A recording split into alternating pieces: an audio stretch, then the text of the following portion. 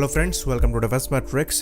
तो ये चीज़ हम जानते हैं कि कुछ ही दिनों पहले LCA-30 से अस्त्र मिसाइल को फायर करके देखा गया है। उससे पहले LCA-30 की पिक्चर्स आई थी अस्त्र मिसाइल के कैप्टिव ट्रायल्स के दौरान, जिसमें हम ये देख सकते थे कि अस्त्र मिसाइल अस्त्र लॉन्चर में लगी है और उसके ऊपर एक प्लग को भी लगाया गया था LCA-30 से कनेक्ट करने के लिए। तो इस पर हमने विस्तार से चर्चा करी थी और बताया था कि कैसे अस्त्र मिसाइल को लगाने के लिए यहाँ पर लॉन्चर को तो इस्तेमाल किया ही जा रहा है, जो कि अस्त्र मिसाइल को लॉन्च करता है। साथ ही साथ 30 से कनेक्ट करने के लिए बीच में इसके पायलॉन में एक प्लग को भी लगाना पड़ रहा है, जो कि अरेंजमेंट को थोड़ा कॉम्प्लिकेटेड बना देता है। तो ये जो पायलॉन है या फिर वेपन स्टेशन है, ये इतना सिंपल नहीं होता है, ये काफ़ी कॉम्प्लिकेटेड होता है। इसको वेपन की इंफॉर्मेशन जहाज तक पहुंचानी है और जहाज से आ रहे सिग्नल वेपन्स तक पहुंचाने हैं। तो रशिया जैसी कंट्री अगर किसी एयरक्राफ्ट को बनाती है तो उसके पायलॉन्स को रशिया में डेवलप हुए वेपन्स के हिसाब से बनाया जाता है। तो इंटरफेस काफी स्ट्रीमलाइन होता है और वेपन लॉन्चर डायरेक्टली लग जाता है। तो ये Su-30 MKI की इमेज आप देख सकते हैं। यहाँ पर जो R-77 मिसाइल लगी है, इसका लॉन्चर डायरेक्टली पायलॉन पे लगाया गया है। किसी भी तरीके के प्लग को यहाँ पर लगाने की रिक्वायरमेंट नहीं लगी। लेकिन जब एक दूसरे ओरिजिन की मिसाइल लगाई जाती है जिसका इंटरफेस डिफरेंट है, तो कंपैटिबिलिटी सेट करने के लिए बीच में प्लग को लगाना पड़ता है। लेकिन अब यहाँ पर सवाल ये उठेगा कि जो अस्त्र मिसाइल Su-30 MKI से पेयर करी गई है, वहां पर तो किसी तरीके के प्लग को लगाने की जरूरत नहीं पड़ी। तो इसका जवाब ये है कि अस्त्र मिसाइल को शुरुआत से ही Su-30 MKI से इंटीग्रेट करना है। इस चीज को दिमाग में रखकर बनाया गया और यहाँ तक कि ये भी कहा जाता है कि इसका जो लॉन्चर है ये काफी ज्यादा सिमिलर है R-73 के रेल लॉन्चर से, इसलिए वहां पर आपको एडिशनल प्लग दिखाई नहीं देता है। तो प्लग जो है ये काम तो कर देता है पर चीज़ों को कॉम्प्लिकेटेड बना देता है। और अगर आप कई तरीके के वेपन्स को डेवलप करने जा रहे हैं तो ये कोई सॉल्यूशन नहीं है।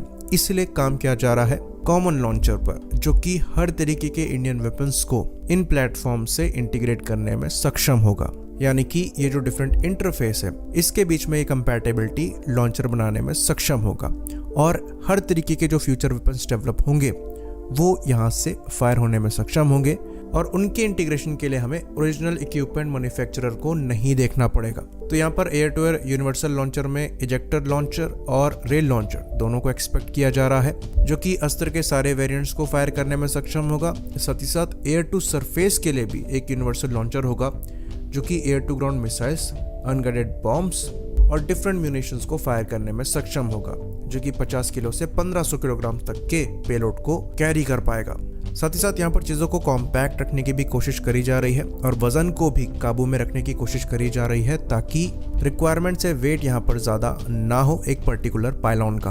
और ये जो लॉन्चर है ये एक्चुअली काफ़ी कॉम्प्लिकेटेड चीज़ है। ये चीज़ हमने डिस्कस करी थी जब अस्त्र मिसाइल का हम प्राइस डिस्कस कर रहे थे कि जो अस्त्र का लॉन्चर सप्लाई किया गया था उसमें एक लॉन्चर की कीमत 2 करोड़ रुपए है। तो ये कोई बहुत सिंपल सी चीज़ नहीं है, ये बहुत ही ज़्यादा कॉम्प्लिकेटेड है।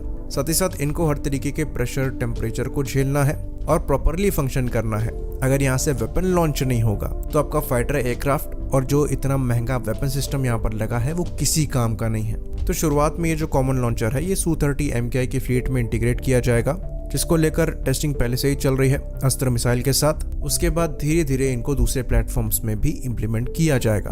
तो इसको यूज करने से पहली बात तो जो कॉस्ट इशू है ये सॉल्व होगा, साथ ही साथ लॉजिस्टिक्स इशू भी यहाँ पर सॉर्ट होगा। तो ये कोई छोटी प्रॉब्लम नहीं है जिसे यहाँ पर सॉर्ट करने की कोशिश करी जा रही है। तो यहाँ पर जो प्रोग्रेस हो रही है ये एक्चुअली काफी इंपॉर्टेंट है और डिस्कस होनी चाहिए। बाकी इस वीडियो को खत्म करने से पहले एक इम्पॉर्टेंट इन्फॉर्मेशन हम आपको दे दें तो अनअकैडमी द्वारा एक स्पेशल इवेंट कराया जा रहा है 12 सितंबर यानी कि कल शाम को 4 बजे। वेन्यू है Unacademy centre, Pusa road, new Delhi. तो ये अनअकैडमी का बिगेस्ट मीट और ग्रीट इवेंट है, जिसमें आप अपने फेवरेट एजुकेटर से मिल पाएंगे। साथ ही साथ यहाँ पर आपके लिए सरप्राइज भी है।